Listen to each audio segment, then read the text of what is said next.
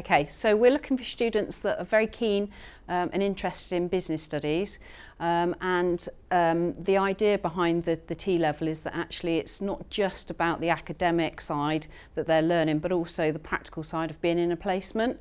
So what is a T-level? So a T-level is equivalent to 3 A-levels.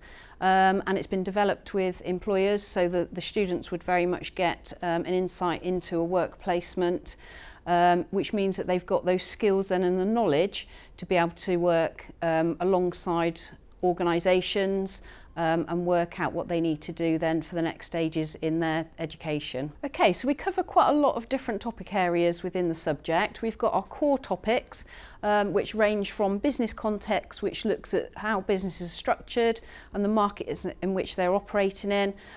We've got finance, so a lot of students enjoy the finance side because there's lots of different elements in there. So you're learning to analyse different data, all the way through to how business behave and communicate. And then we've also got the occupational specialism. So we specialise in team leadership and management, which the students thoroughly enjoy doing it because it means they get to actually put into practice some of those skills they're learning and the things that they've learnt on their core as well. So there's a variety of assessments that students would be expected to do. We've got the core component, which are these first sets of exams. So you've got traditional exam papers, paper 1 and paper 2, 2.5 hours each. And then you have also the employer set project, which is done over a 2.5 week period.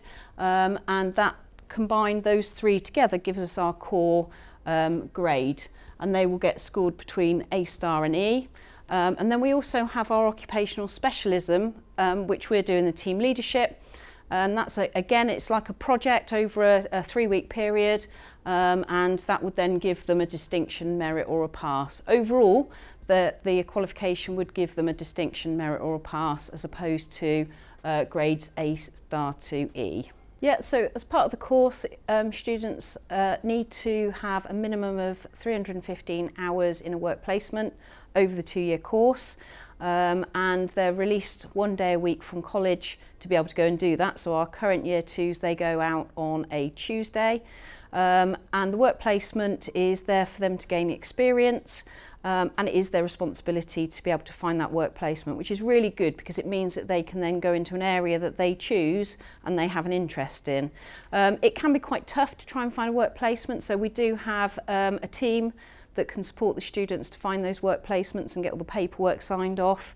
But there's such a variety of things that students are going into. So we've got things like there's construction, we've got people in the NHS who are working behind the scenes in the NHS, we've got people working at Cirencester, which is a local company, they take quite a few, people are doing beauty, so there really is a depth and breadth of opportunities out there for students for them to put into practice their skills and also their core knowledge.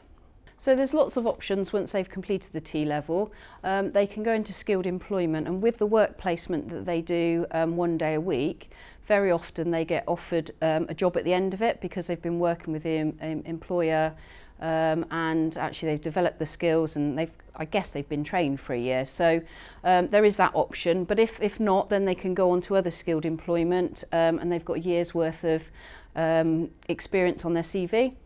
They've also got the option to go on to university, higher education. So with this qualification, as you can see on this table, they can actually get up to 168 UCAS points, which is 3 A stars, which they can then use to go on to university. But also, we've got 72 UCAS points, which means that they've even got the option, if perhaps they feel that they've not done quite as well, there's other options of universities that they can look at. So it gives them a real broad opportunity with university. And then the third option that our students usually take is the higher level apprenticeship. Again, because they've had that work experience, but they've also got their qualifications, it leads nicely on then to opportunities within the apprenticeship area. Yeah, so on the T-level business, we have various different guest speakers. We've got SJP that we've got good links with. They come in quite regularly to do conversations with the students. They do lectures with the students. We've also got Warner Brothers we've had in the past. and NHS. We also have got various different trips going ahead planned. This year we're going to Cadbury's World, and we're hoping in the future to go to Disneyland Paris. They do a fantastic talk, and then students get to go on all the rides as well. Other ways that we get students engaged, we have case studies, so we've got multiple case studies that we use that are linked to all the different core areas. And we also do something at the end of the year, which students absolutely love doing, which is Dragon's Den, where they will work as a team. They have to come up with some ideas. There's various different stages that they go through, and then at the end of it, the winning team will win a prize. And that usually gets them quite excited then at the end of the year to put into practice all of those core skills and subject knowledge that they've been doing.